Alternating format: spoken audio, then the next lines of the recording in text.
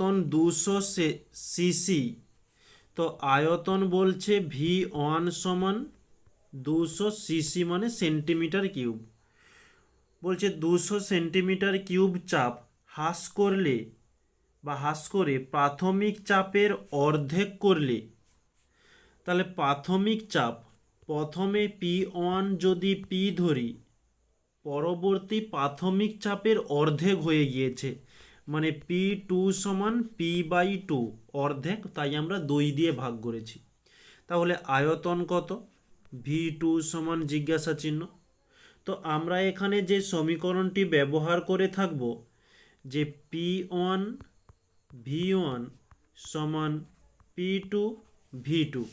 তো P1 আমরা নির্ণয় করব কার মান? V2 এর মান।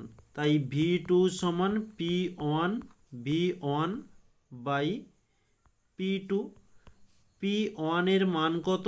P ইন্টু V1 এর মান 200 সিসি বাই P2 এর মান P বাই 2 রয়েছিল, নিচে না লিখে উপরে তুলে দিচ্ছি, P কেটে গেল।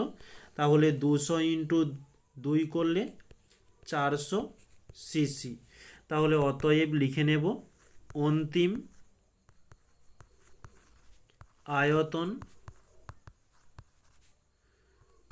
400 সিসি। এটি হচ্ছে অ্যান্সার।